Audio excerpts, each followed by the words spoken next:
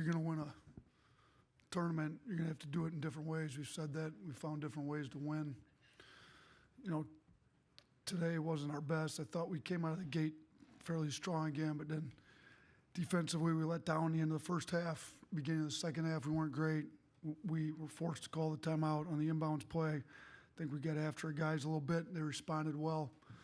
You know, and it wasn't just not making shots. I know we didn't shoot it very well in the first half. I think we were 2 of 15 from three, and I think Clowney had our only 2 makes. So, you know, he's a confident kid. We try to pump our guys full of confidence.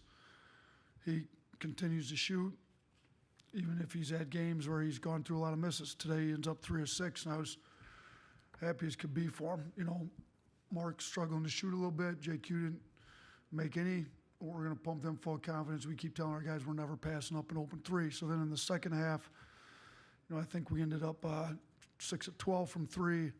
Helped us kind of go from a 4-point deficit up to where we took the lead. I think we're up at 13 1 point. So we out-rebounded them by 16, and they're a good team. Offensively, they do a great job. But I thought our defense at the rim, you know, they finished 13 of 27 at the rim, under 50%. We were 19 of 23 at the rim, shot 83%. So even if we're not making threes, and to be honest with you, we had way too many turnovers today, we still have other ways we can win the game.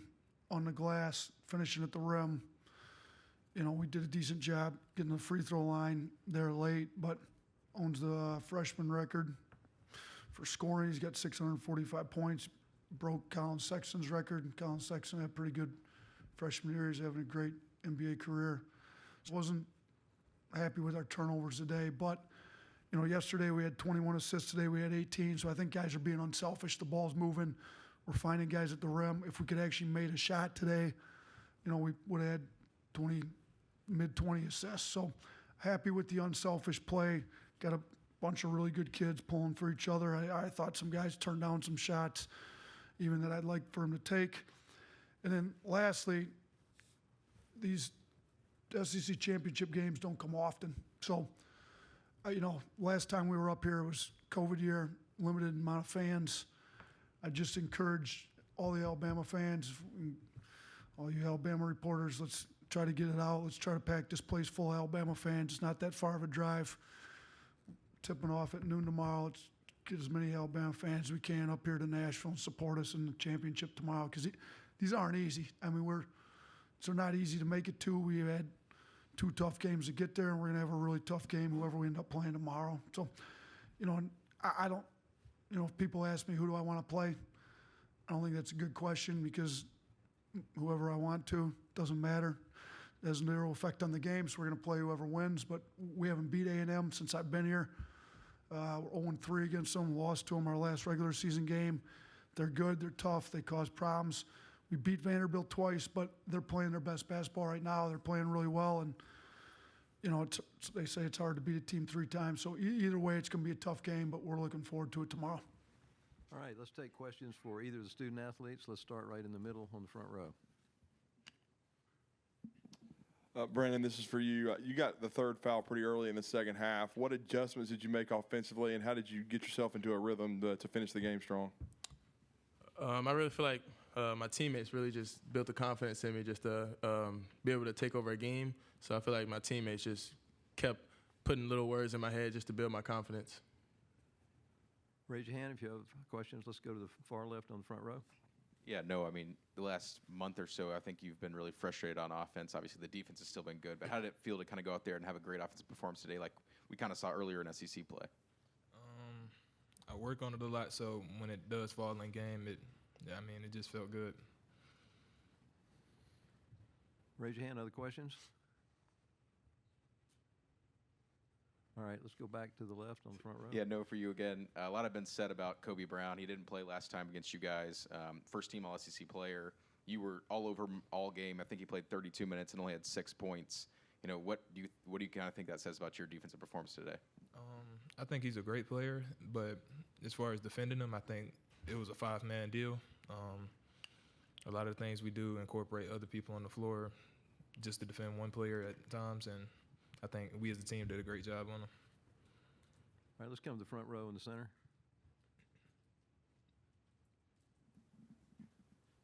Brandon, it looked like you were getting into the crowd, and the crowd was kind of getting you jacked up. What did it mean to have so many Alabama people here in Nashville? It looked like a home game. It sounded like one.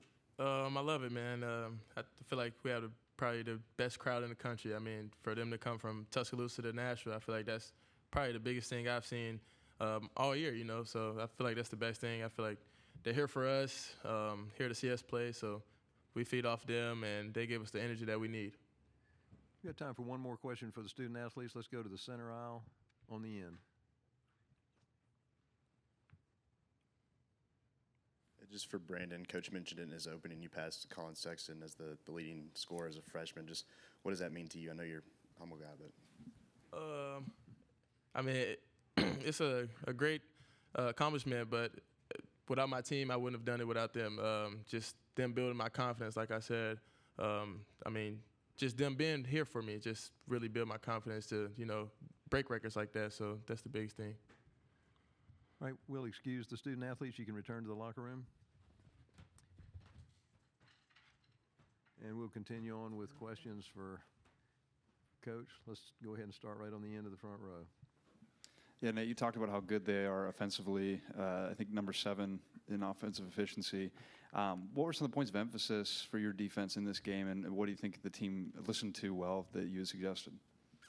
Thought we had a good plan for Kobe Brown. You know, obviously Kobe Brown and Hodge have been their big scorers, so you know, we didn't do as good a job on Hodge, but thought we did a pretty good job on Kobe. You know, number one thing is getting back in transition. This team likes to run just like we like to run. So, I mean, if you look at the fast break points, they still ended up with 18. Now, a lot of those came off turnovers. We had too many turnovers. You know, we made a big point of emphasis on not turning the ball over because it feeds their transition, and we didn't do a great job. But in the half court, I thought we did a really good job. You know, I thought Brandon did a great, Charles did a great job protecting the rim. Thought Brandon, Clowney, and Gurley did a pretty good job, you know, when we got switched on to Kobe Brown. And we forced them to take rim shots. I mean, you know, the threes, they shot 13 of 27 at the rim. They shot 3 of 16 on their non-rim twos. We wanted to run them off the three-point line. They like to shoot a lot of threes like we do.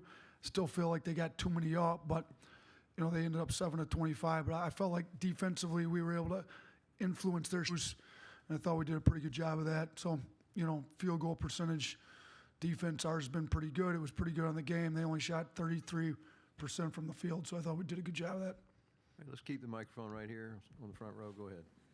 You were pretty animated today, especially in the first half, you know, stomping your feet and getting after players. It seemed like offensive execution was what you were getting at. At times early, we weren't aggressive enough. We talked about our plan versus their switch. I didn't think we were as locked in as we needed to be against their switching. You know, and yeah, we need to play. I mean, we need to play more aggressive on offense against the switching. I thought it was too passive. They, you know, we'd come off, they'd switch, we'd back it up, we'd sit there and dribble for a while. It's not the way we want to play against it. So, just trying to get our guys to be way more aggressive. I thought Jaden Bradley came in and was pretty aggressive for us early. You know, I thought he helped. He gave us really good minutes. You know, and JQ and JB. I mean, those two guys.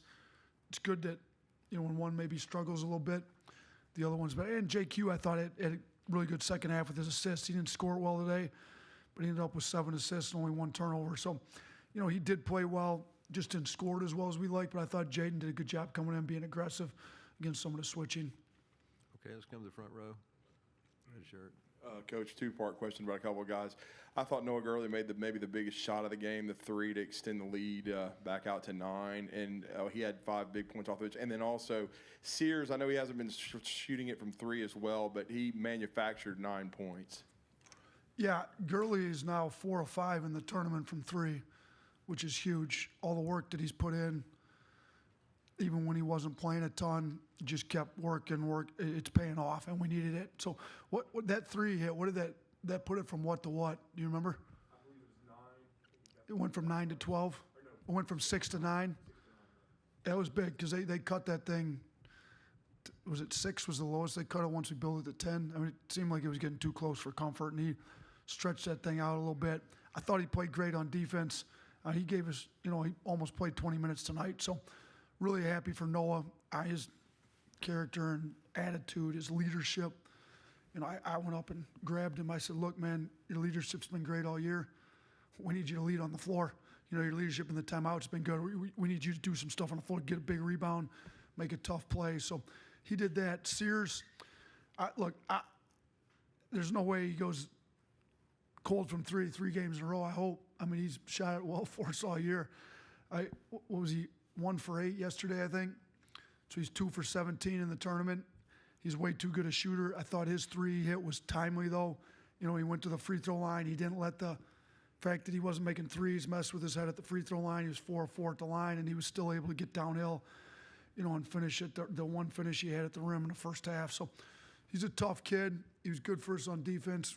I'm pretty confident he'll start making some shots tomorrow, hopefully. Okay, let's go to the second row. Nate, obviously Missouri got to this point after finishing 13th last year. Vandy and A&M are here, and teams like Kentucky and Tennessee are out. What does that kind of say about the SEC's growth the last few years? I think it says we're a deep league. It used to be 1 or 2 teams at the top that were really good way back when, before I got here. But, you look at the job Coach Cates has done at Missouri, unbelievable job. He brought in a fun style offensive play. They're top 10 in the country in offensive efficiency. Buzz obviously knows how to win. He's won everywhere he's been. I think the caliber of the coaches that have been brought in this league, and I haven't been in this league very long, but every night out you're going against one of the best coaches in the country, it seems like. I think Stackhouse has done an unbelievable job with Vanderbilt. You go from when we beat them at our place, they turned around, strung off, I think, 5-6 straight wins. He almost got to the end of February without a loss. So for him to hold the team together, and he offensively, he's really good. His time in the NBA and the G Leagues helped him. So you look at the caliber of coaches we've got in this league. The teams are good. The athletes are great.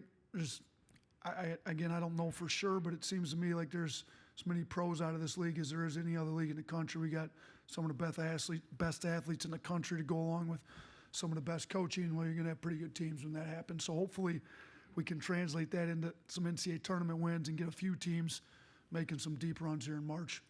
Okay, going to take 2 more questions. Let's go to the second row, and then we'll finish on the first row. Nate, I understand the gun laws in Alabama allow somebody to have a gun, and on campus that you can't have a gun. But I'm just wondering do you know which of your players have guns? Are they required to register them with the athletic department, or just to? Yeah, look, our players know the university policy. One of them has a gun now. We have followed university policy with all of that stuff. So I think that answers the question. Okay, last question on the front row. Can you talk about your three-point shooting mentality? You actually missed the first 5 of the second half. You were 2 of 20. Then you hit 6 of your last 7 threes when the game was on the line. And even Sears, his big one, he was 0 for 8, and he knocked one down at a key time. Yeah, look, we kept saying every time out, we are not turning down an open catch-and-shoot 3. I thought there was one of our kids took was a little questionable in the first half, off the dribble, highly contested. I'm like, we're not taking those, but any of you shooters get an open catch-and-shoot 3, I don't care what you are, 0 for 6. Like I was upset that Quinterly turned the one down there late in the game. We ended up with a poor shot at the end of the shot selection. Look, my philosophy is shooters are going to shoot. They need to shoot. I need to pump them full of confidence. I am never second-guessing an open catch. Obviously, a late game, maybe in the last minute, when we're telling them we're only taking free throws and layups, we're not going to take one. But in the course of the game, Sears, Quinterly, Clowney, Brandon, I don't really care what they're 0 for 6, we're taking them. So, and I think you see what happened. I knew we were 2 for 19, so we were 2 for 20 at one point. We're going to hit them. And you know what? I tell them if we're not going to hit them, we're going to go kill them on the offensive boards and go get some long rebounds and beat them that way. But we also know we can score at the rim.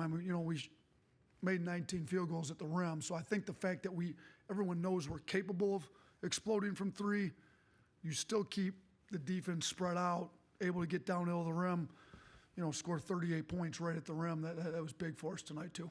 Thank you. Thank you. Brought to you by Alabama Beef Farmers and Ranchers.